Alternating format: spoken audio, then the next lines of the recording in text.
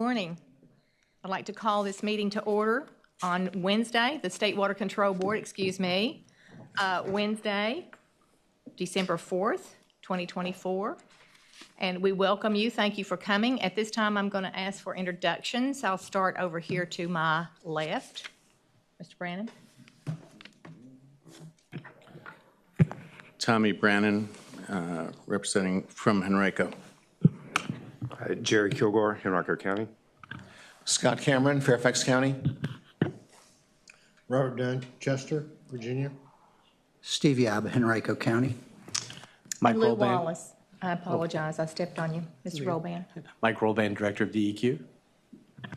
Ross Phillips, Office of the Attorney General. And Lou Wallace, Southwest Virginia.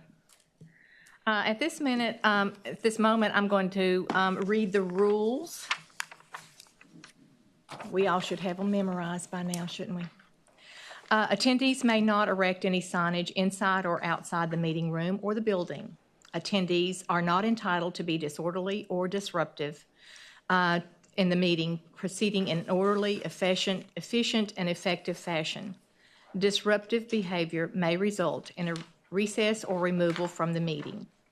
Possession or use of any device that may disrupt the conduct of this business is prohibited, including but not limited to voice amplification equipment, bullhorns, blowhorns, sirens, and other noise-producing devices, as well as signs on sticks, poles, or stakes, or helium-filled balloons.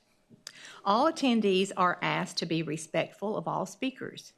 Rules will be enforced fairly and impartially, not only to ensure the efficient and effective conduct of business, but also to ensure no interference with the business of the complex, its employees, and its guests. No smoking is allowed unless in a designated outside space. This includes tobacco and e-cigarettes. No alcohol, fireworks, pyrotechnics, weapons, or any substances, items controlled by law are allowed. No firearms are allowed in the state's contracted spaces except for firearms carried by law enforcement officers or authorized security personnel. All violators may be subject to removal from the meeting. Anyone removed from this facility may not re-enter. Anyone who fails to comply with removal may be charged with trespassing. Thank you very much. Moving along to this morning's agenda, I will ask that we look at the minutes from our September meeting, and I'll require a motion and an approval, please. Madam Chairman, I move we approve the minutes. Second. I have a motion and a second. Any further discussion on this? Hearing none, I'll call for the vote. All in favor? Aye. Any opposed? Motion carries. Thank you very much. Now moving on to proposed regulation, which is a handout in front of you that is going to come out of tab B.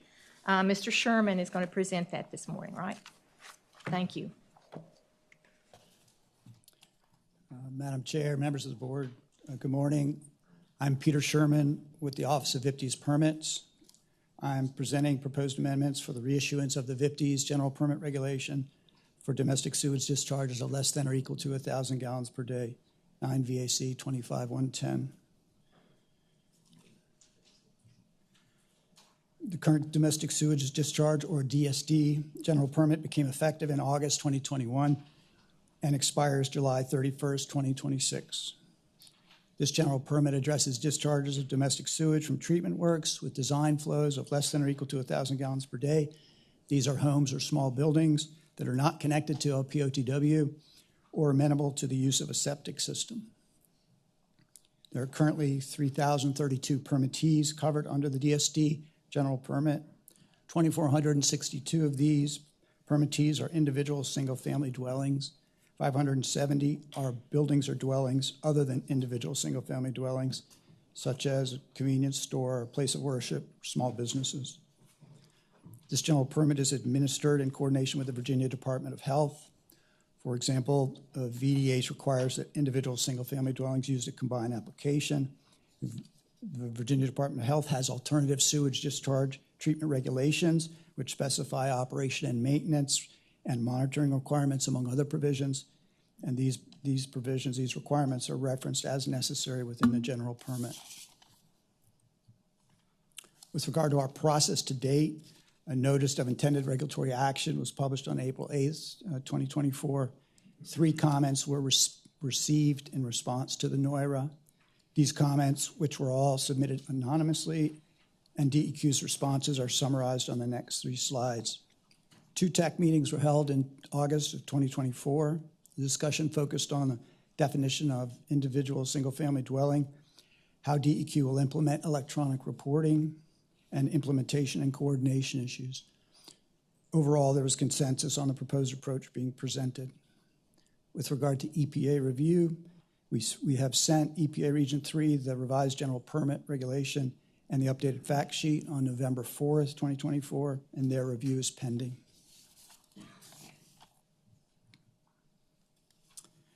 Full comments submitted in response to the NOIRA and DEQ responses are included in the TH08 background document that is provided in your book. First comment submitted indicated that public concerns over the administration of discharging sewage treatment system design, operation, inspection, and maintenance are not addressed by the current regulatory rules at either agency. The comment recommended renewable permits under the charge of a private responsible management entity, regulations that recognize the role of licensed operators in meeting water quality permit limits, and that public notice and an inventory of systems be provided.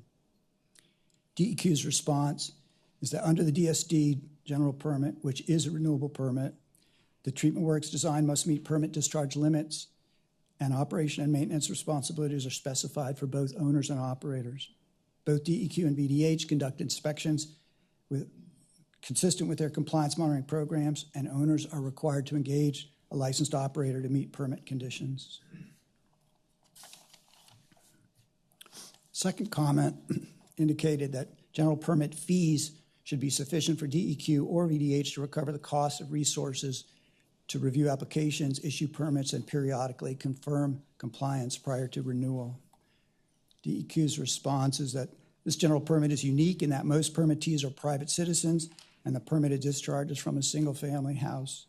Many permittees are located in rural areas, and a portion are families with limited economic means. Although there is statutory authority to impose a general permit fee up to $600 for this permit, current regulations impose no application fee in order to reduce the regulatory burden and therefore promote compliance. These permittees already pay the cost of installing and operating the discharging treatment works. Currently, DEQ uses existing agency funding to cover implementation and compliance activities. To change the fee, DEQ would have to develop, and the board would have to approve through a standard regulatory process, amendments to the fee regulation. The fees VDH charges to permittees for requirements under the Board of Health's regulations are separate from DEQ's fees. The third comment maintained that permit renewal should consider an inventory of state agencies' practices with respect to what works and what does not work to safeguard the public's health and safety. DEQ's response is that this general permit is based on VIPT's program requirements, which protect water quality through imposing effluent limits, monitoring, and reporting conditions, as well as operation and maintenance requirements. This permit also reflects VDH requirements to protect public health.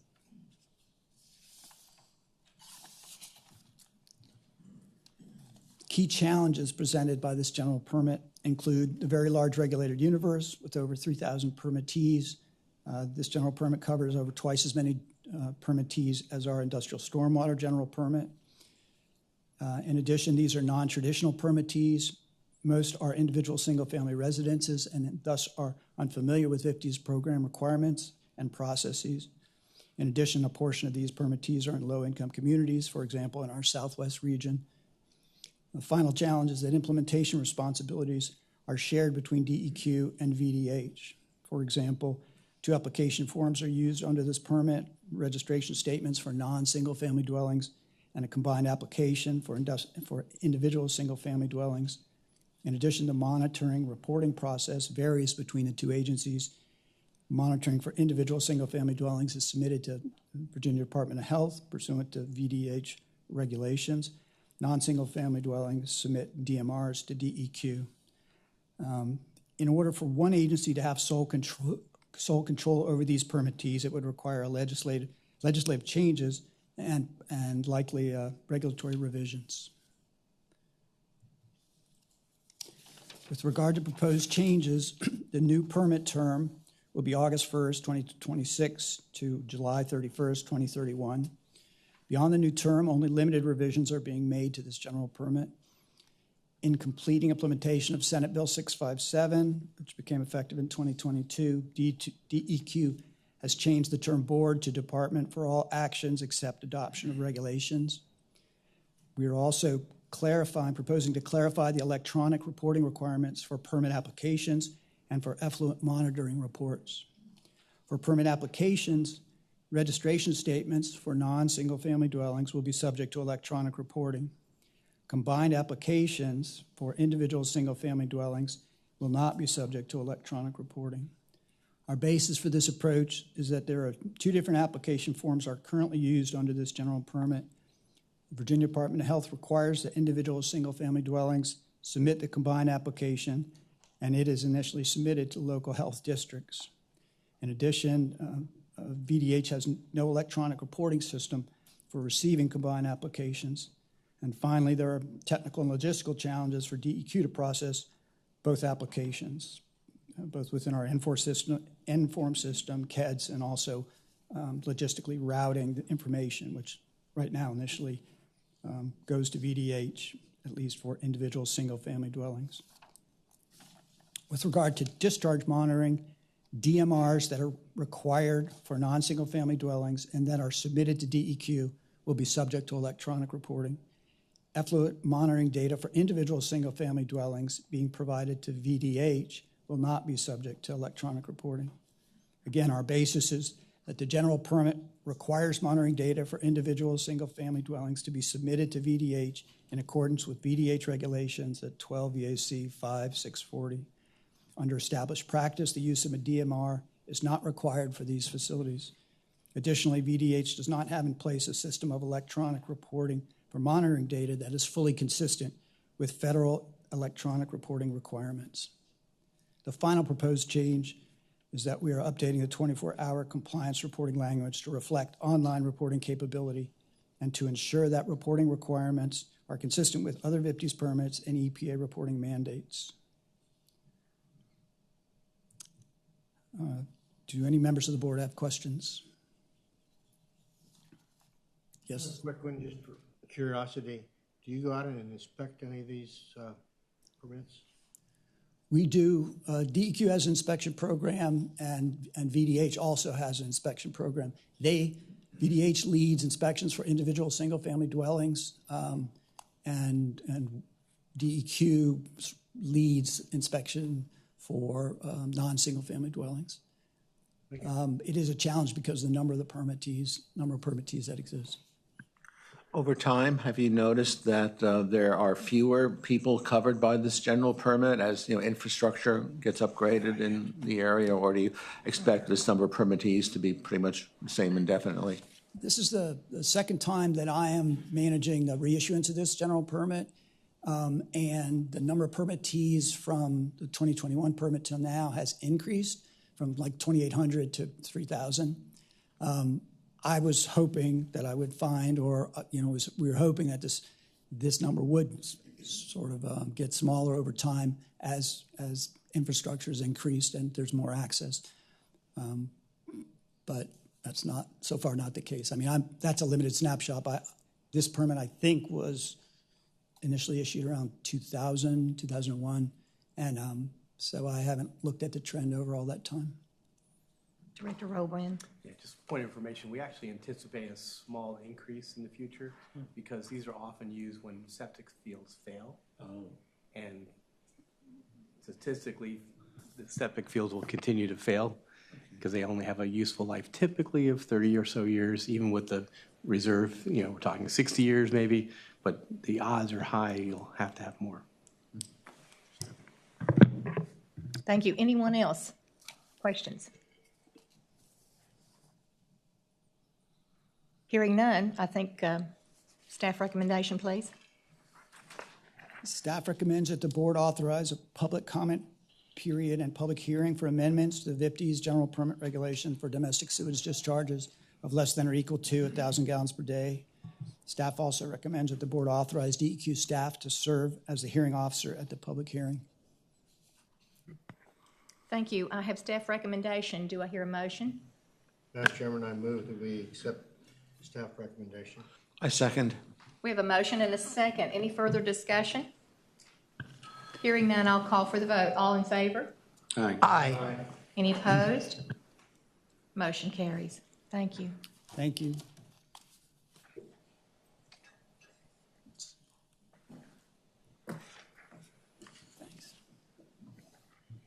Next, we're moving on to tab C. You will find the proposed reissuance of Virginia Pollutant Discharge Elimination System General Permit Regulation for Seafood Processing Facilities. That would be 9 VAC 25-115. That's Azra Balalagich. Got it. Thanks.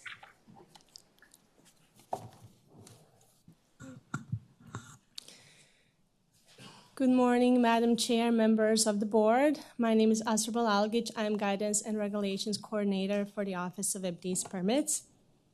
We are considering VIPD's General Permit Regulation for Seafood Processing Facilities, 9 VAC 25-115, which expires on June 30th of 2026. We are at the proposed stage of our normal reissuance process and will be asking that the board authorize a public comment period and hearing for the proposed amendments.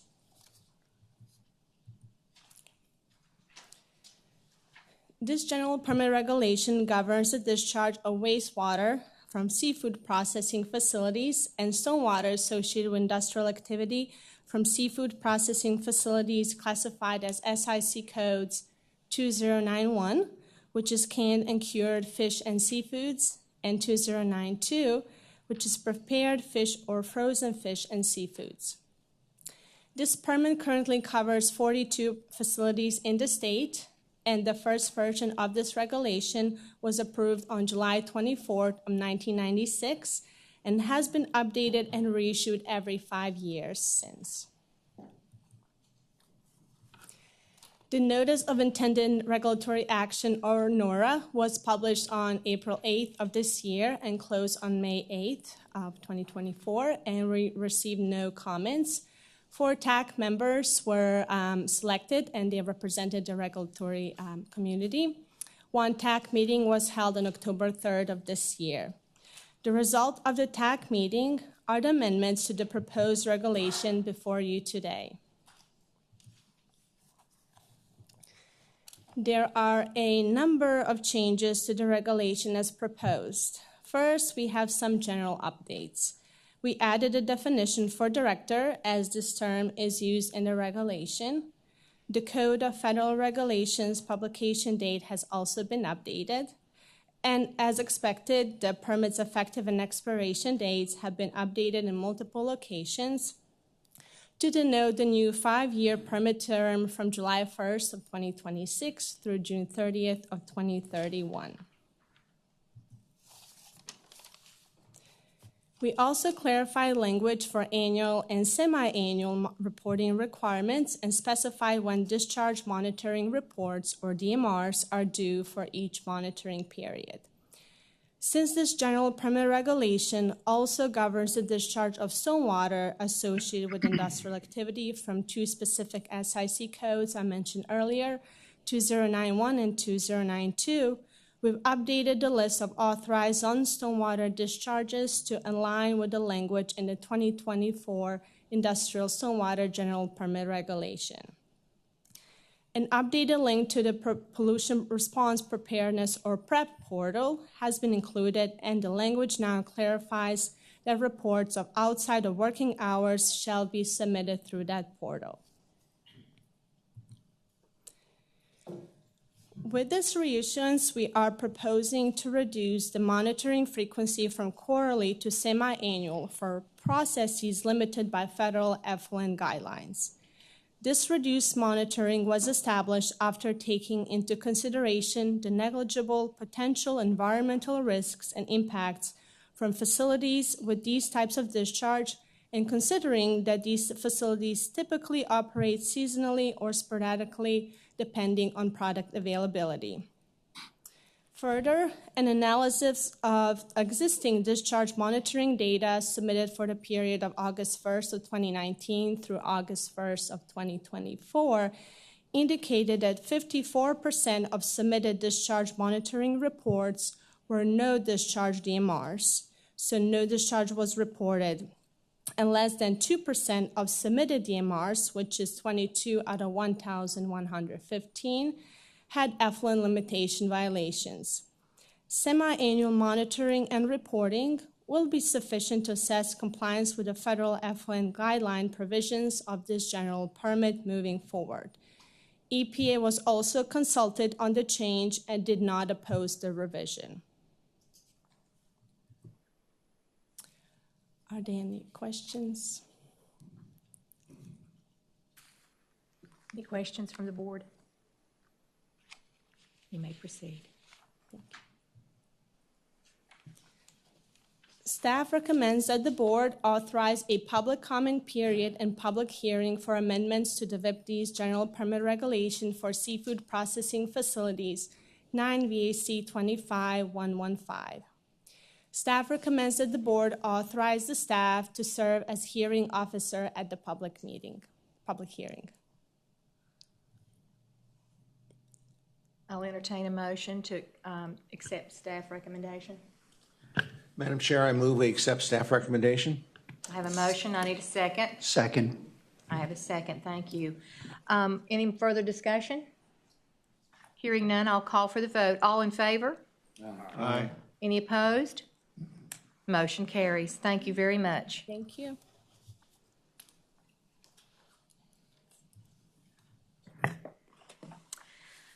Next on the agenda is the petition for rulemaking, and that's new regulatory rulemaking on ocean-class passenger cruise ships. Mr. Bryan, thank you. Good morning, Madam Chair, members of the board. Again, I'm Joseph Bryan, the Office of the Peace Permits, and we're looking at this petition to develop regulations for ocean-class passenger cruise ships. This is a public participation report and request for board action. A little background on petitions. Section 2.2-4007 allows for petitions for new or amended regulations, and persons may request such regulations. Within 14 days of receipt, a notice of the petition is sent to the registrar for publication in the Virginia Register, and then there's a 21-day public comment period on the petition after publication. And then from that point, within 90 days of the close of the comment period, we have a written decision to grant or deny the request that should be issued. So this petition was received September 30th of 2024, and the petitioner is Dr. Robert Hodson in collaboration with members of protectvirginia.org. The nature of the petition is that the board initiate a new regulatory rulemaking on ocean-class passenger cruise ships, and there were 5 points noted. One was mandate the use of low-sulfur fuel. 2 is ban the use of exhaust gas cleaning systems, also known as open-loop scrubbers. 3, require the use of shore power. 4, restrict the dumping of gray water, black water, and other environmentally detrimental waste products. And 5, require incident reporting and independent monitoring to ensure compliance. The public comment period was from October 21st through November 11th, 2024, and we received about 397 written comments through town hall, email, and sponsored petition signatures and e-letters. So first, comments in support of the petition, about 388. 68 comments came in through town hall.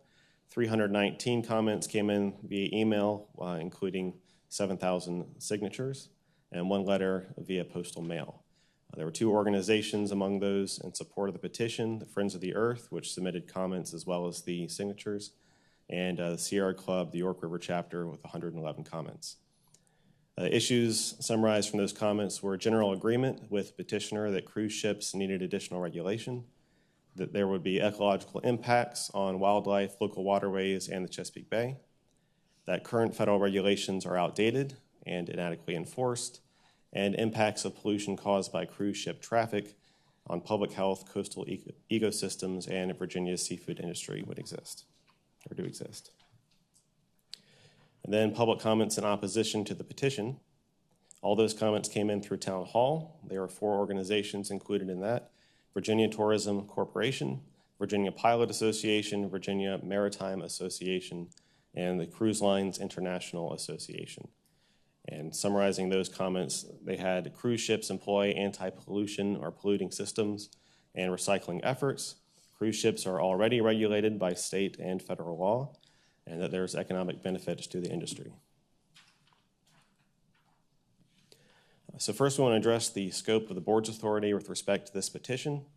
Items 1 and 3 in the petition request regulations that are outside the authority of the board, and they have been considered by the Air Pollution Control Board.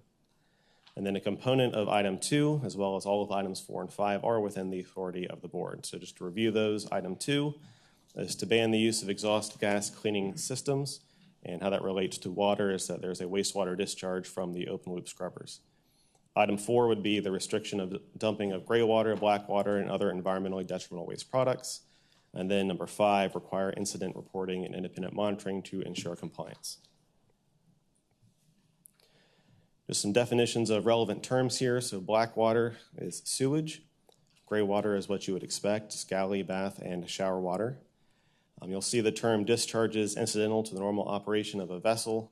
That includes gray water, as well as bilge water, cooling water, weather deck runoff, ballast water, oil water separator effluent, and then a larger definition here, any other discharge from a properly functioning marine engine or propulsion system, shipboard maneuvering system, crew habitability system, like air conditioning, or installed major equipment.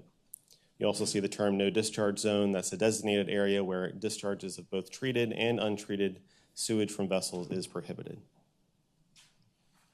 So we're going to run through some federal requirements, international, and then we'll get to state regulations in a minute. So first, federal requirements. The Section 312 of the Clean Water Act sets the statutory framework under which the EPA and the U.S. Coast Guard regulate sewage discharges from vessels. That section requires EPA to promulgate standards of performance for marine sanitation devices, and that's under 40 CFR Part 140, and it establishes no discharge zones for the creation of them. And again, it's implemented by both EPA and the U.S. Coast Guard. There's also the Vessel Incidental Discharge Act, or VITA, which was signed in 2018, which establishes a framework for uniform national standards for discharges incidental to normal operations of vessels. And that required EPA to develop new national standards of performance for commercial vessel discharges and required the U.S. Coast Guard to then develop implementing regulations. So EPA has already completed their portion of it, and they have the Vessel Incidental Discharge National Standards of Performance. That final rule was published on October 9th of this year. It establishes federal standards of performance for marine pollution control devices for discharges incidental to the normal operation of most vessels 79 feet in length and above, that would include cruise vessels, into waters of the United States or waters of the contiguous zone. And again, the U.S. Coast Guard has 2 years to develop corresponding implementing regulations, so from October of 2024 to roughly October of 2026. In the meantime, EPA's 2013 Vessel General Permit for discharges incidental to the normal operation of a vessel remains in effect. So that 2013 Vessel General Permit specifically addresses effluent limits applicable to all covered discharges, including those talked about in this petition, and 26 specific discharge streams. It includes inspection, monitoring, record keeping, and reporting requirements, as well as other requirements for various vessel discharge categories. So circling back to VITA, again, this is the 2018 Act. It largely prohibits states from adopting or enforcing more stringent requirements once the U.S. Coast Guard's implementing regulations are final, effective, and enforceable. However, it provides mechanisms for states to seek and obtain more stringent requirements within state waters through the establishment of no discharge zones. Moving on to international requirements. Discharges of sewage from vessels is regulated through international treaty. One of those includes the International Convention on the Prevention of Pollution from Ships, and it's summarized as MARPOL, which is marine pollution. Annex 4 of MARPOL is the prevention of pollution by sewage from ships. And the discharge of sewage into the sea is prohibited except when the ship has an approved sewage treatment plant or when the ship is discharging comminuted and disinfected sewage using an approved system at a distance of greater than 3 nautical miles from the nearest land. Sewage which is not comminuted or disinfected has to be discharged at a distance of greater than 12 nautical miles from the nearest land. Now I'll move to state law and regulations. So state law and regulations are limited to the territorial sea, which is a belt 3 nautical miles wide, adjacent to Virginia's coast and seaward of the mean low water mark. So if you can see it on there on the very bottom center, Virginia is listed there from the mean low water mark to 3 nautical miles out, listed along with Delaware, Maryland, Maine, New Hampshire, and Pennsylvania. So current state law, section 62(1)-4433 of the Code of Virginia allows for the establishment of regulation for the vessels that are mooring in state waters.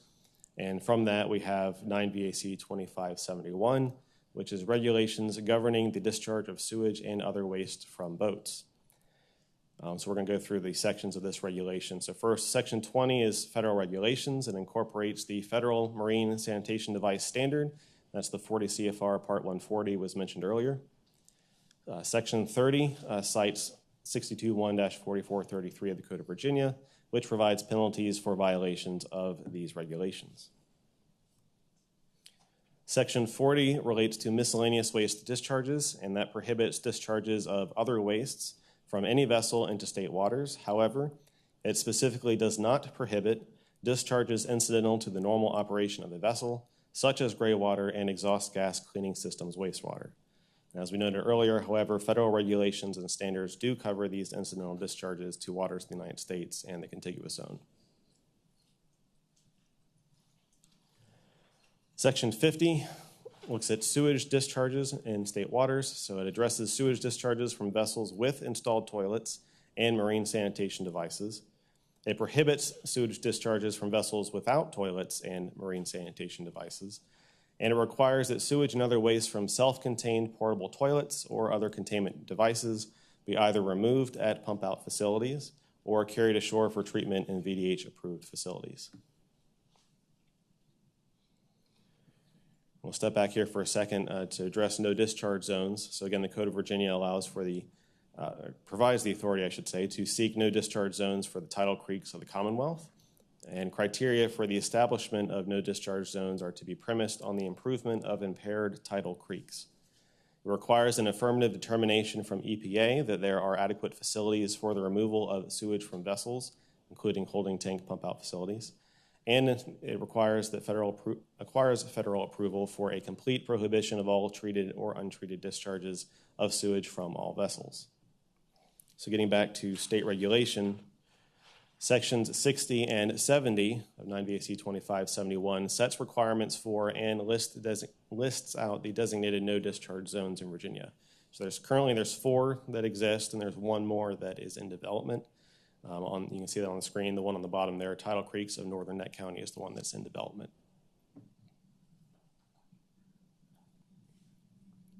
So federal and state no discharge zone requirements. So no discharge zones must be established on a water body specific basis, following a specific process considering items such as, but not limited to, the following: the severity of the water quality problem, the level of community support, and the presence of resources of significance. And so that would include shellfish waters, endangered species, et cetera. It also, again, requires authorization by the EPA administrator. And again, the requirements are summarized in our guidance manual number 8/2003, a procedure for designation of vessel no discharge zones. And it basically goes through both the federal and state requirements. So a bit of analysis or summary, if you will. So again, sewage from cruise ships are regulated by both federal and state regulation. And of course, at the federal level, as mentioned earlier, incidental discharges as well are at the federal level. EPA has adopted additional requirements in addition to the current vessel general permit.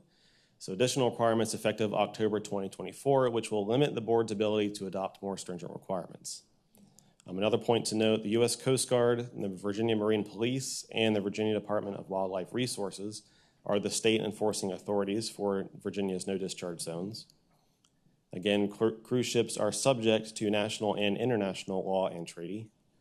And again, the board has limited ability to go beyond these promulgated national and international existing legal requirements. So at this point, we'll pause for any questions. Any questions from the board? Quick question. How does what we're proposing compare to other states that have requirements? Are we the same, stricter, or what? You know, I haven't looked at the other states, but our state regulations and law pretty much points right back to the federal regulation, as we noted earlier. So again, that section 40 or 50 with the sewage looks back at the marine sanitation device section. And even the no discharge zone section as well is pretty much follows the federal regulations. I have a question. Has the Air Board acted in any way? They have. Mike, do you know what they did? Yes, the Air Board acted last week and denied the petition.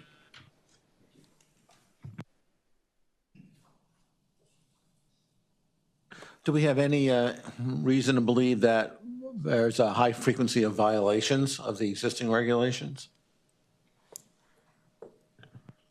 No. That's the answer I got.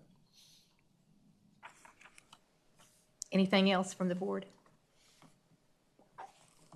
Let's hear staff recommendations. Okay. DEQ staff recommends the board deny the petitioner's request to initiate a rulemaking on ocean-class passenger cruise ships. You've heard the staff recommendation. What is the intents of the board? Move to deny. I have a motion. Do I have a second? Second. I have a second. Any further discussion?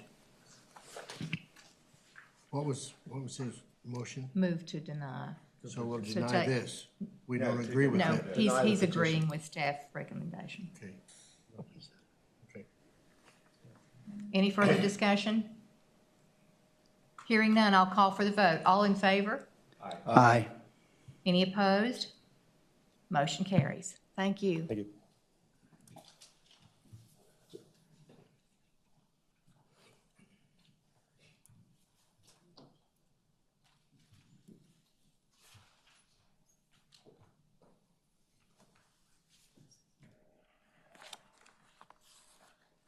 Next on our list, we have, we're moving to other business, which is the fiscal year 2025 Virginia Clean Water Revolving Loan Fund final authorizations. And at this time, there is a request on there from my county PSA. And so I'm going to read a disclosure statement, please, before we move forward.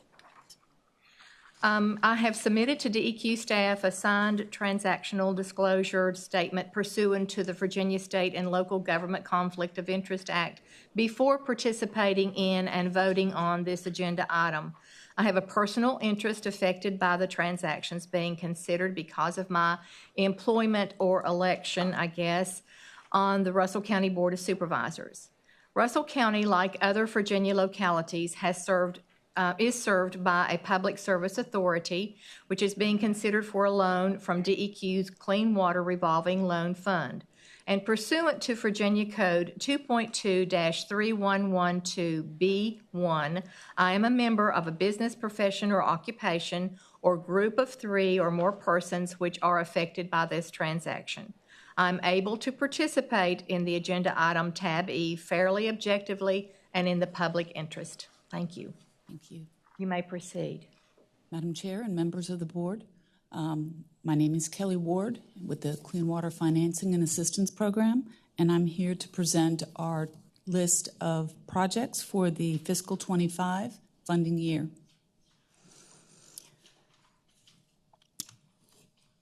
BCWRLF received 20 applications totaling $340,487,078. Let's see. How do we get it on the screen? Thank you. Oh, no.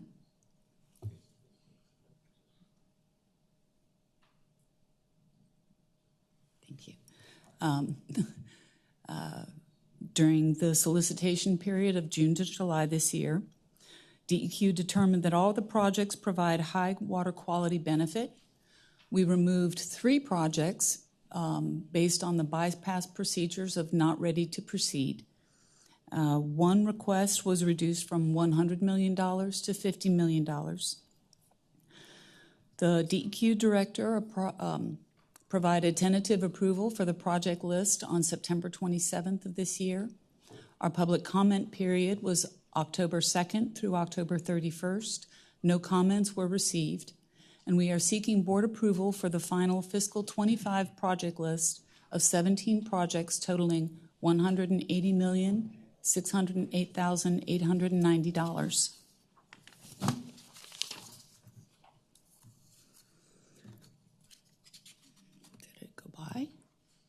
Nope. Okay. I apologize. A slide is missing. We had one project reduce the Prince William County Service Authority. They requested $100 million. They were reduced to $50 million. This is a several $100 million project that is phase funded, and the $50 million is just another installment of ward loans previously authorized by the board.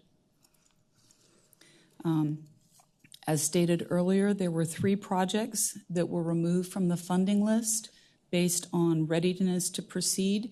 Some were over 4 years before they would break ground, and that violates our program requirements. That totaled $109,878,188. For our clean water fiscal 25 project list, interest rate determination are: they are all subsidized program rates below market rate. For a 20-year term, you get 150 basis points, 1.5% below market. 25-year term is 125 basis points, or 1.25% below market. And a 30-year term provides 1% below market rate, or 100 basis points. Our hardship rate is 0.5%, and the Southwest Virginia pilot program construction projects received their funding at 0%.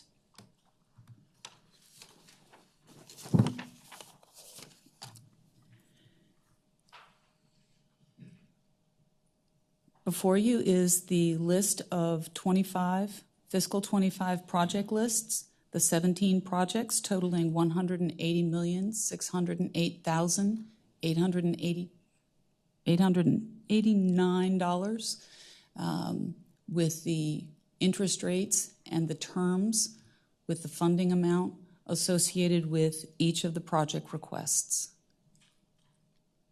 I will pause here to see if the board has any questions. Yes, sir. Curious as to whether there's going to be any financial impact or environmental impact to Prince William County by reducing the funding level from $100 million to $50 million? No, sir. We have provided enough funding in previous years. $50 million is a significant amount to spend over one fiscal year, and the authority is welcome to come in during the next solicitation period for the next tranche of funding. Ms. Ward, you note various interest rates below market. Which market? Is that the municipal bond market or? No, sir. It is the bond, no, not the bond market. It is the prime rate. The prime rate. The Virginia Resources Authority does a review of the market rate, and we are below that. So it's done on a monthly basis. It used to be calculated on the municipal bond market, and now it is just prime market, I believe is what they call it. But it's not the prime rate you're thinking of in the newspaper. Okay. It's established by the VRE board. Yeah, and in the case of my own county, we would do our own bond funding for our wastewater and water treatment projects. Are these communities that would maybe not have the wherewithal to do that, or why would they seek funding in this particular market? Because we can provide funding at a lower rate. There are a number of localities like Prince William that can provide their own bond market, but they come to us because it is cheaper. Hampton Roads Sanitation District did a study and concluded that they could save a significant amount of money by coming to us instead of going to the bond market themselves. Excellent, thank you. Are there any other questions? All right. Moving on to staff recommendations. Staff recommends that you authorize the execution of loan agreements for the projects, loan amounts, and interest rates and terms listed in the table. Based on VRA's evaluation of market conditions that exist about a month prior to each loan closing, rates would be a 20-year loan set at 150 basis points below market. A 25-year term provides 125 basis below market, and a 30-year term provides rates at 100 basis points below market. The interest rate for the Southwest Virginia pilot program would remain at 0%.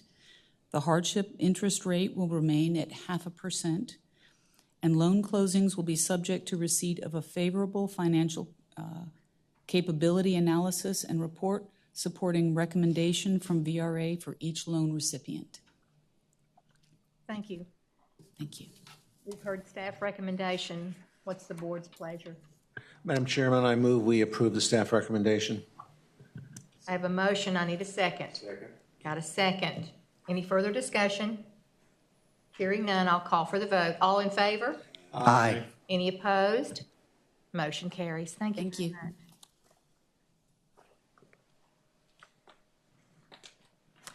Next, we're moving on to the report on board to the board for controversial permits. That's Mr. Morris.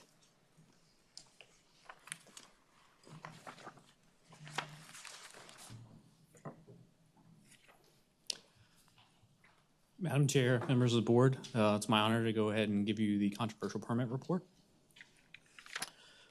Section 10.1, TAC 1184.1.b provides that each regular meeting of the State Water Control Board, the department shall provide an overview and update regarding any controversial permit pending before the department. And as you've been disclosed before, a controversial permit includes any water permitting action for which a public hearing has been granted. And this update serves to meet those requirements. Today I'm going to talk about two, the first being Advanced 6 Resins and Chemical LLC, the Hopewell VSP permit, VPTS permit, VA 0005291. The permit itself, decision was made on December 1st. That permit was issued after receipt of comments and going through the public hearing process. Two items were updated in the permit. One being a mixing zone study requirement in the permit, and then another being a thermal study requirement in the permit. The agency had reviewed the permit conditions and determined that the conditions still were pertinent for those two mixing zones, so the permit was authorized under those. In discussion with the permittee, they had voluntarily agreed to do the mixing zone study to update those studies to be current. Those findings will be incorporated at the next permit issuance. Regarding the next controversial permit, that's Caroline County. That's a water withdrawal permit, VWP number 20-0514, and that's for the Rappahannock River water supply. As you remember from last meeting, this was an interbasin exchange between the Rappahannock and the Mattaponi River. After the first public hearing, an information request was submitted to the permittee.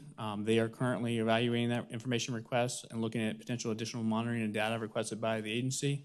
Subsequently, the agency has suspended that permit activity until those information is provided to the agency to further review. And the Caroline County is also probably going to update their demand projections accordingly for that request. And once that information is received by the department, it's likely that we'll do a permit update or amendment to the draft permit. And we'll probably go through the public comment period again because there'll be substantial changes to that permit to allow the public to comment again. Those are the two topics. I know that was a very quick and brief update, but if you have any questions regarding any of those two permit activities, I'd be happy to answer those. Any questions for Mr. Morris?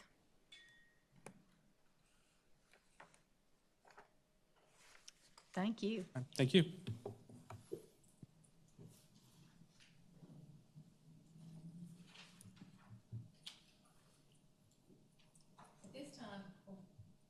At this time, I see we have an update, possible update for Mountain Valley Pipeline. Ms. Davenport.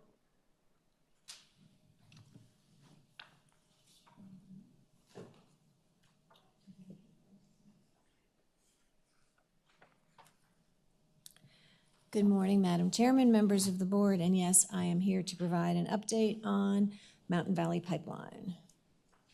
Thank you. Great, thank you so much. So, project status. I realized as I was reading over my slides this morning that what I really need to start with is that the construction of the pipeline is complete. We reported at the last board meeting that gas had begun flowing back in June. Where we are right now with this project is returning the land disturbance back to its natural condition. So the regrading of the right-of-way, the installation of permanent stormwater controls.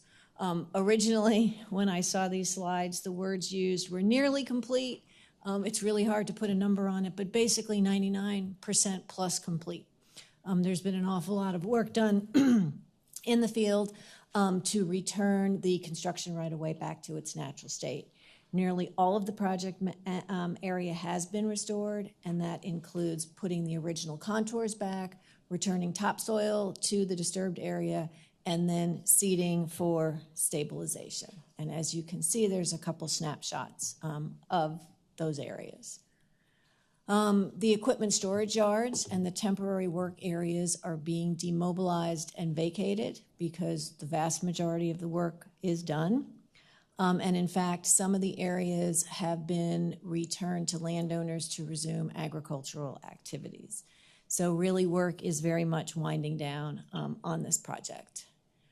There are requirements both in the context of erosion sediment control and stormwater, post-stormwater controls, and also conditions in the Virginia water protection permits related to crossings where there will be long-term monitoring to make sure that in fact these areas are returned to their natural state. Post-construction stabilization under erosion and sediment control and stormwater runs about a year.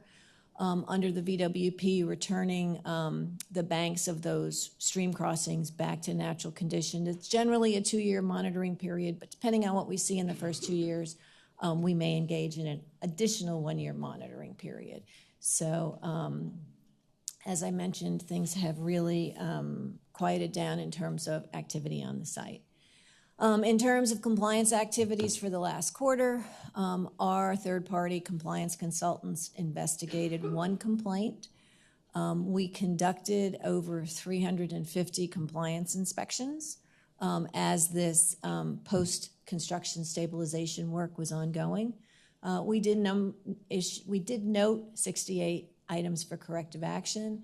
And the stipulated penalty collection for the third quarter, which is July 1st, July through September, was $17,500. There were 10 non-compliance events that triggered that stipulated penalty. And September to December, we are currently going through the numbers right now. And we'll report back, if it's the board's pleasure, in March. So, are there any questions? Any questions for Ms. Davenport? I do, and I'm sorry. That's no. I checked on this, so I apologize. And I'm just curious, the total penalties to date. Do you have that? You give us a. I do. I don't have a running total in my head, but I certainly can provide that after the meeting. I would like to have. I would like to see that. Okay. That's just for me only. Just curious as to what the penalties. Be happy to do that. Yes. Thank you. And I will remember to include a running total next report. Thank you.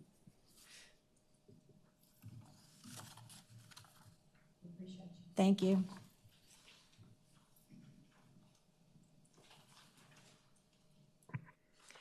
Next on the agenda is we're winding down to future meeting dates to be determined. Do we know those? Okay. No earlier than March. No earlier than March, board.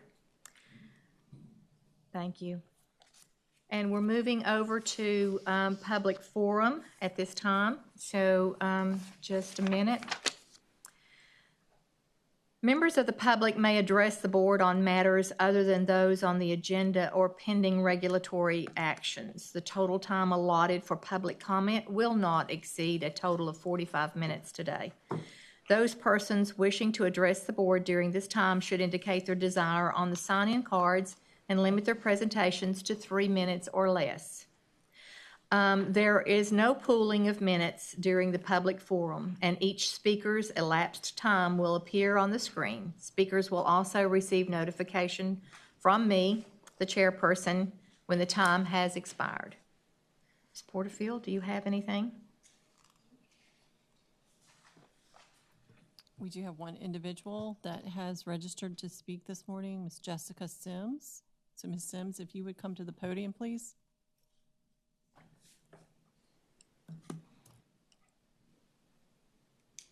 Ms. Wallace, I'm not sure if we have a timer in this room or not. If you just give me a moment, check. IT staff, do we have a timer, a 3-minute timer? Okay, thank you. So if you'd like, I can just. Please do. Thank you. Good morning, Madam Chairwoman and members of the board and staff. My name is Jessica Sims. I work for Appalachian Voices, and I'm speaking on behalf of them today, but I'm a resident of Henrico County.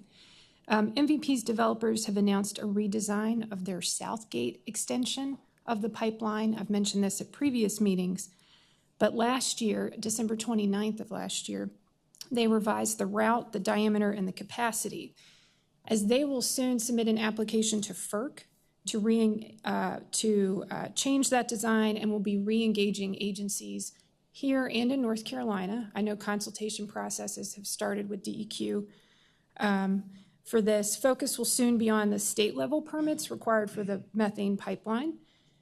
You may recall Southgate was unable to obtain any state-level permits the first time it came around.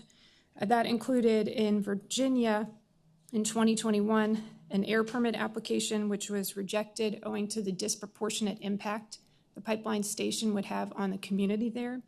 And in North Carolina, their DEQ determined that Southgate would lead to unnecessary water quality impacts and rejected the permit twice. So today I ask that with that project's redesign from what was proposed over 5 years ago, it came out in 2018, and with the DEQ's focus under Director Rollban's term on transparency, that there be as full a review as possible of Southgate and any required individual or water permits that are required for the project. The previous director waived the review of this, which was very concerning for the community. And what is especially critical now, and a big change from 2018, 19, 20, 21, is that Williams Companies has decided to expand their Transco set of pipelines. And so basically we are looking at 2 co-located projects. The other project is 42 inches in diameter, high pressure methane pipeline, would have a large right of way for construction.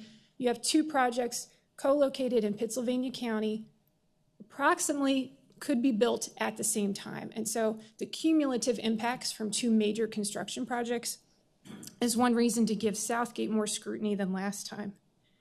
So asking because of the new design, the length of the time since the original application, and those cumulative impacts, that those require significant review. And I would ask that the DEQ and board support that review. And finally, as reflected by y'all's service as a citizen board, which I do really appreciate, local voices from across the state are very important. Prohibiting a topic for 3 years on the agenda from public comment sends a message to those communities impacted by a major project in that region that we don't care about their voices, that we don't want to hear them, we don't want to hear their concerns. So as I've asked in 2022, 23, and 24, I respectfully ask that you remove MVP as a prohibited item from the agenda. Thank you so much. Thank you, Ms. Sims, always. I know there may not be anybody else signed up, but I'm going to allow another comment or two. I know you're looking at me crazy, right?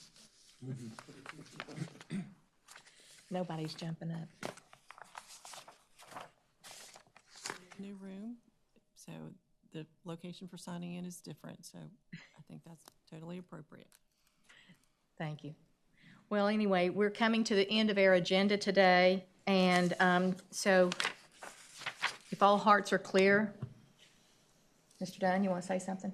All right. I'm just going to move that we adjourn. I have a motion to adjourn. Do I have a second? Sure, I'll second. Thank you. All in favor?